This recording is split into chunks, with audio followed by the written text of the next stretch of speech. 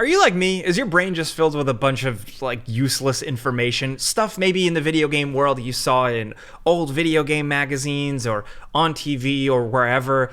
Games that never actually even came to fruition that you're still thinking about? That's what I'm doing here. That's what we're talking about today. This is actually like a long-running series now. This is part 3, a series I've been calling Weird Canceled Games I Still Think About. So I'm not talking about like the mainstream ones that come to mind immediately, like Prey 2, which I've talked about a lot, or Scalebound or Star Wars 1313. We know. I'm looking at some of the ones that faded more into obscurity, you know? So if there's a game you think I should mention, chances are I may have in the previous 2 videos. I'll link those in the description down below and the list of those games if you want to check them out. But I got a handful of games I wanted to talk about today because I love just talking about weird, old, not real games. So let's just jump in. The first one, I'm just going to start off with a bang. Legacy of Kane, Dead Son. Now, this was a Square Enix joint that was intended to kind of be the revival or even kind of reboot of the Legacy of Kane series. That was a long-running and presumably well-selling game series that was like originally kind of partially created by Amy Hennig, the woman behind the Uncharted series. So Square Enix was trying to bring the IP to a new generation, and this game that was originally codenamed, I believe, Black Cloth, was intended for PS3 and Xbox 360 and possibly lining up to be like a PS4, Xbox One launch window game. It kind of had that feel, that vibe to it. And I say that because there's a bunch of leaks out there. This game had never actually officially been shown or anything like that, teased, announced, anything at all. And according to reports, which I will link all the research and everything down in the description below, all those sources if you want to check them out, but apparently like there was a trailer ready to go and marketing ready to roll out, intended for an E3 that year, a big debut, and it didn't actually ever be revealed. It never saw the light of day. Now, this is a significant game because I like the Legacy of Kane series, as you probably know, but it was interesting because it was kind of acting as a little bit of a soft reboot for the series. It took place in the same world, in the same timeline, if you will, but it was set further in the future, long after the big adventures of Kane and Raziel and the end of Defiance. This isn't one where it was like a game that was like announced and we had some concept art and it was like, oh, that would be cool. No, this was like a game that they put a lot of time and work and money into. It was Climax Studios brought on to work on this.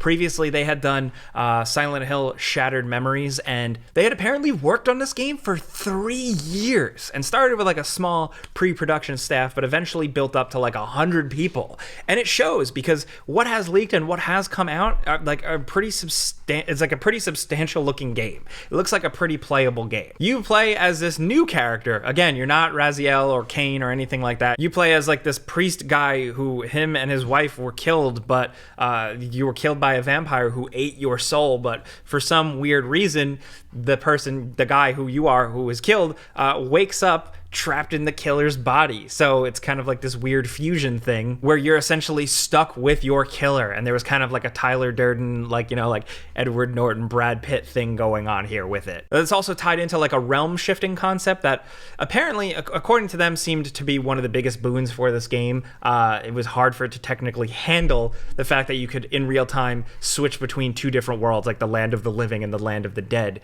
on the fly. Apparently the game was very hard to get stable because of that, but it was you flipping between the real world, or the world they have set up here, and like the world and like a much more imaginative, vast, creepier world. And we get to see glimpses of all of that in action. We get to see platforming, we get to see combat. The main character has kind of like a feral way of like running and jumping, grabbing into things with his vampire claws. It seemed pretty cool, but definitely very fantastical. And the combat, a lot of people are referencing like it definitely looked like Shadow of Mordor type combat, like that Arkham style stuff that was popularized then. It's a lot of grabbing people and doing cool finishing moves, and it seemed pretty brutal. There's a really good report from Eurogamer that kind of goes into like the deep dive of like the issues that this game had, and one of the problems was that it was like play tested to hell, where it was almost like micromanaged, and apparently according to some sources the game was just too easy and too handholdy. Like it was like a baby could play it, but it was a game intended for mature audiences, so it was kind of weirdly disjointed. But it's a shame though, because interestingly enough, like as much as it kind of sucked to serve as kind of like this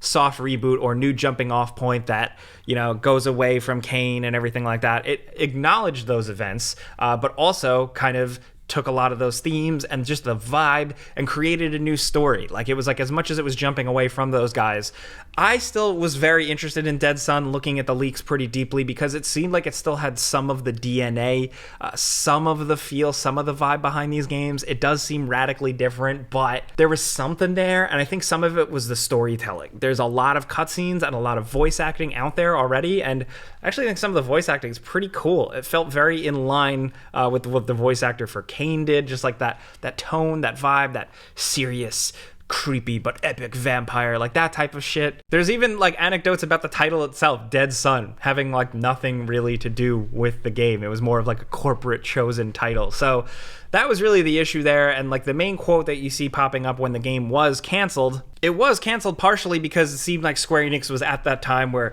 they didn't have confidence in a lot of the games that they were making. The Tomb Raider reboot was around this time, by the time this game was canceled. And Tomb Raider, the reboot, seemed pretty good and it was a big hit, but even to Square Enix, it underperformed their sales expectations. We all remember that quote when they came out and said that, and people were like, what? And it kind of seemed like they were gearing up with Dead Sun to be the same thing. The quote I've seen floating around essentially was like, not the right game for the right time, which is wild because it was 3 years of work and tons of money and a bunch of people's labor, but ultimately they were spending money and having people work on a product that maybe they just weren't confident in from the beginning. Couple that with the fact that maybe they micromanaged it too much. Who knows? I'm not a developer. I don't work on that side, but it's unfortunate because there could have been something there, and even if the game was okay, like at least just something from the Legacy of Kane franchise would have been nice.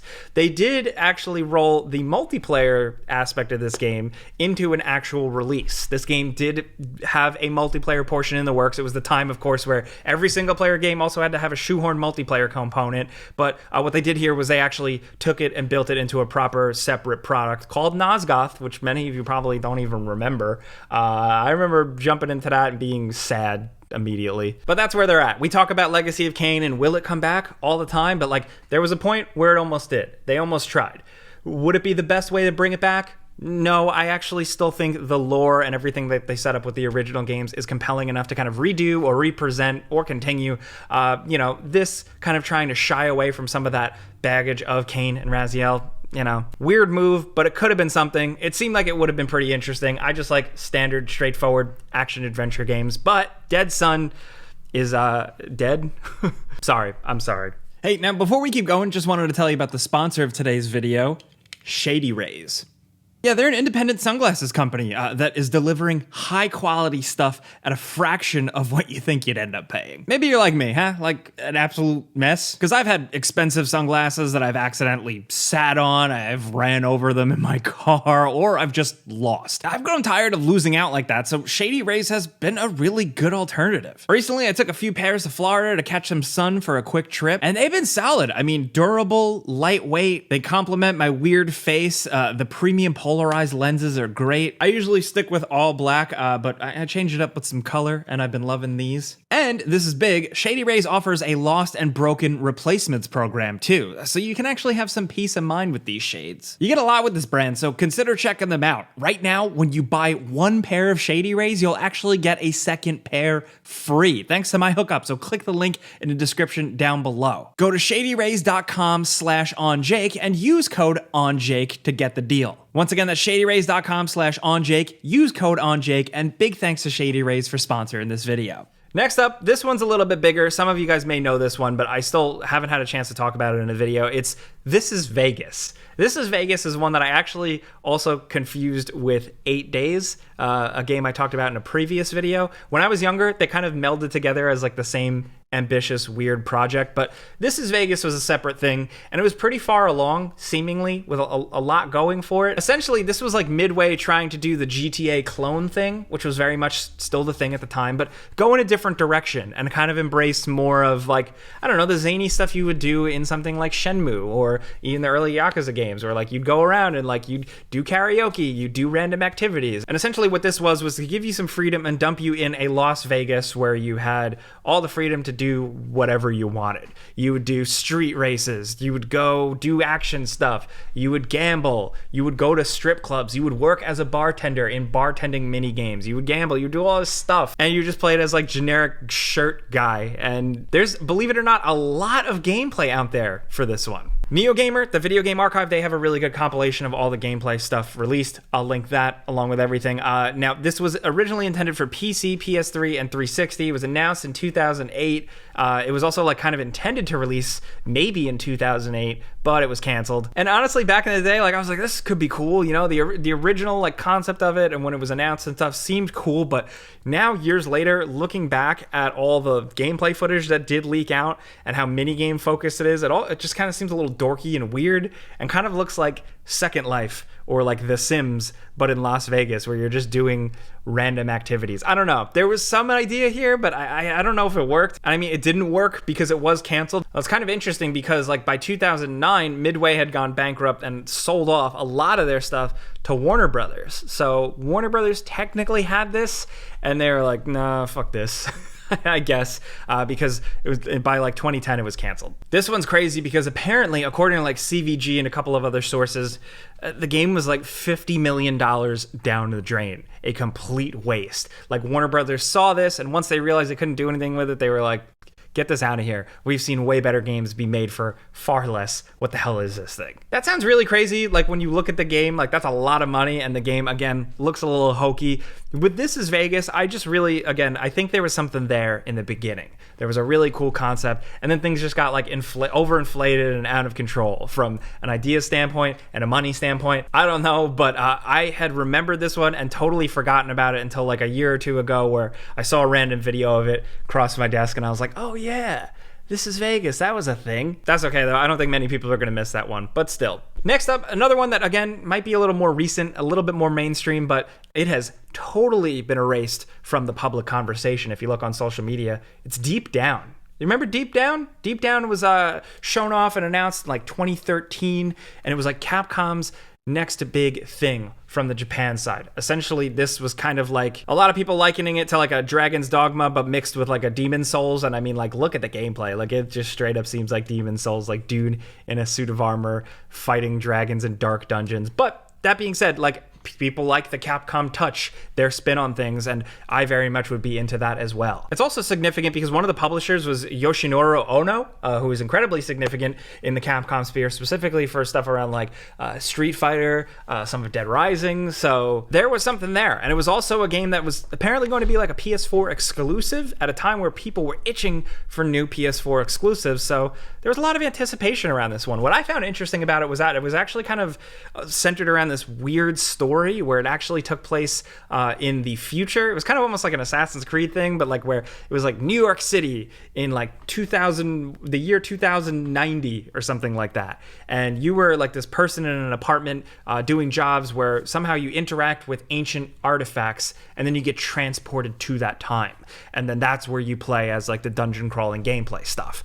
It was also going to apparently at some point, there was a TGS trailer that showed multiple other characters. So it could have been like a co-op joint with you guys slaying monsters and dragons in dungeons together. It was being hyped up with the Panta Ray engine for Capcom. It was going to be like a big graphical leap forward for them, but it pretty much went completely dark. Like, that was it. Like, by the end of 2014, we hadn't heard anything about it. And then everybody really kind of forgot about it. Like, I know Capcom fans still think about it, but like mainstream PlayStation audiences that were like, oh, look at that cool new PS4 exclusive.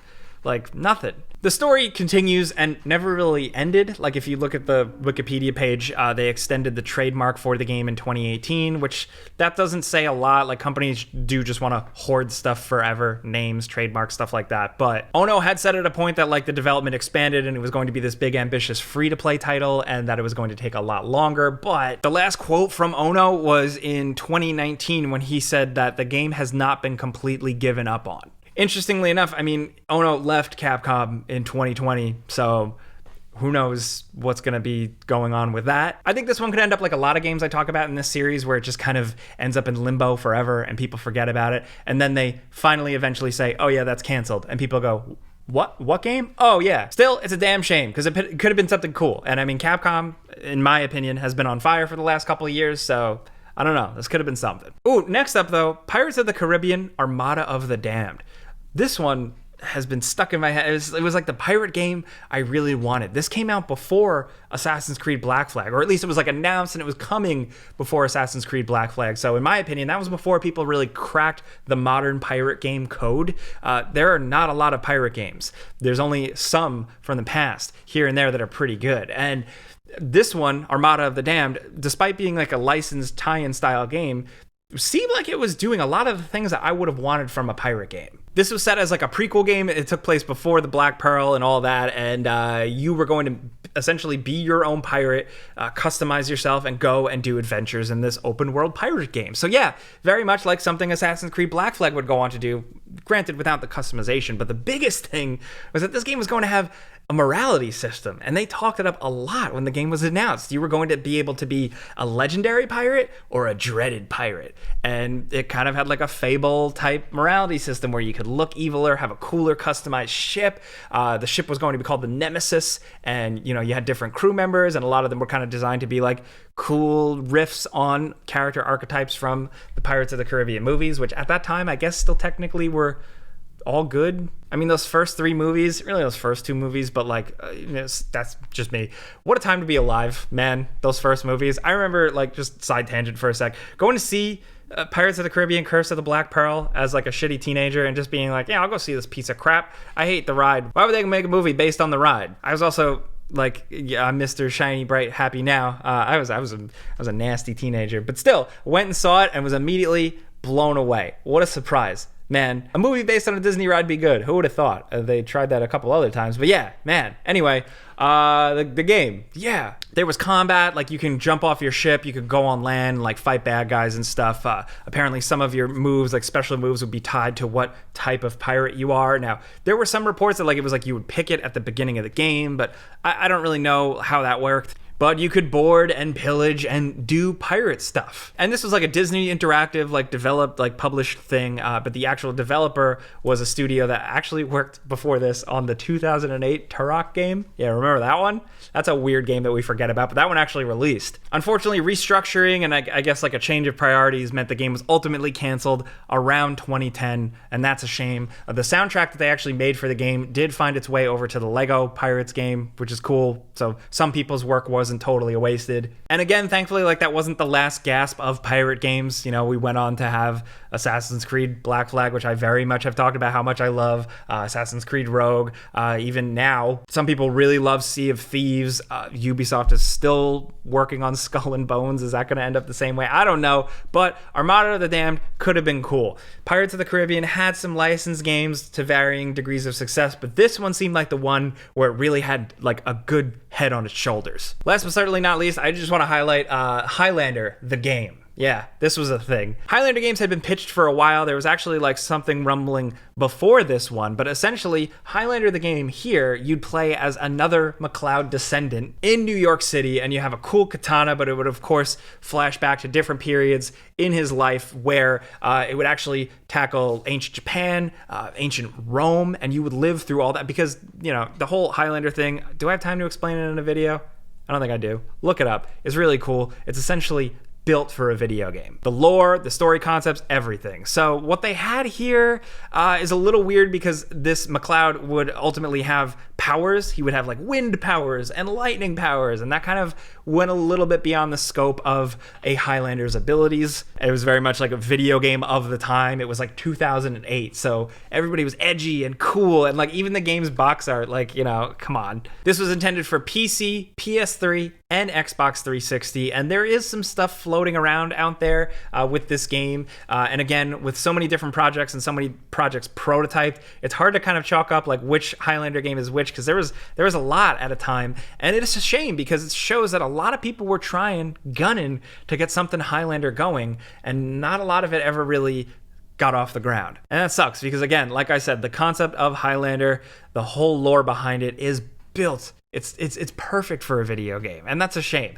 This thing, unfortunately, was officially canceled by 2010, and we haven't really seen anything from Highlander since. And that makes me a very sad boy. But it's another one, though, where people forget about it, but when it was announced and there were screenshots and the box art and stuff and like a little teaser trailer, it was stuck in my head, still rattling around out there. And then when I sat down for this video, I was like, well, yeah, Oh yeah, the Highlander game. And there's plenty more examples, right? So like in the comments, you guys always have some great suggestions. So hit me up down there. Is there another weird canceled game that you were obsessed with or really looking forward to that just never showed up, totally disappeared, faded away, became vaporware, whatever? Let me know yours in the comments. It's always good to see your inspiration to keep this an ongoing series. There are so many other games to talk about, and that's what I like doing here, man. Just yapping about games. So if you like what I'm trying to do here, just have some fun. Clicking a like button helps me. Thank you. But that's it. I'm Jake Baldino. Thanks for listening to me today. We'll see you in the next one. Pizza's on me. Subscribe because video games.